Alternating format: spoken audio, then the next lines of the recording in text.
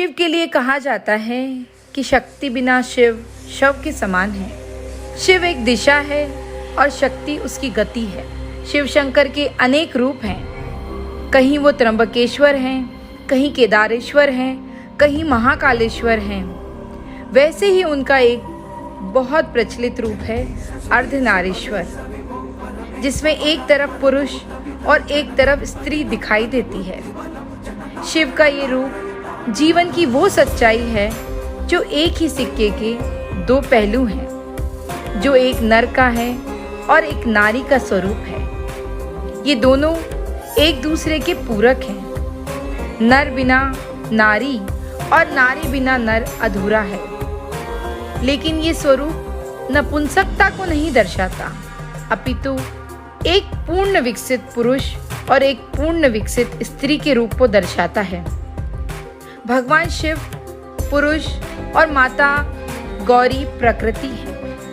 यही कारण है कि भगवान शिव को जगत के पिता और माता पार्वती को माता माना गया है।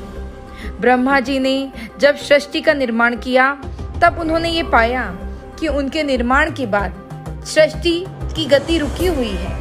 तब उन्होंने शिव भगवान से प्रार्थना की और इसका समाधान मांगा। इस समाधान को प्रस्तुत करते हुए शिव ने अपने अर्धनारीश्वर स्वरूप को दिखाया।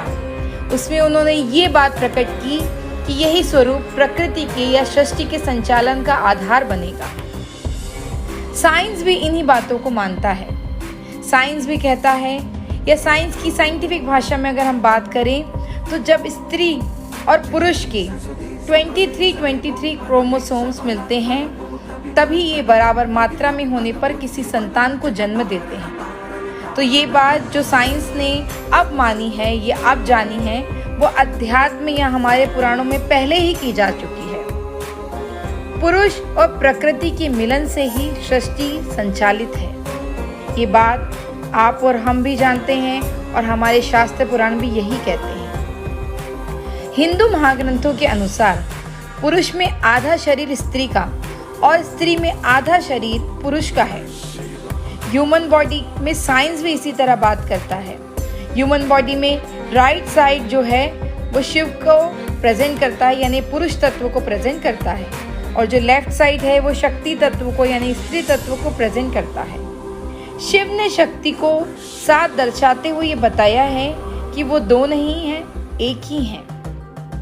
भगवान के इसी अर्धनारीश्वर स्वरूप को पूजते हुए पूरे श्रावण मास में जिस तरीके से भगवान शिव की आराधना की जाती है, उसी तरीके से श्रावण के प्रत्येक मंगलवार को माता गौरी की और प्रत्येक शुक्रवार को माता लक्ष्मी की पूजा अर्चना की जाती है।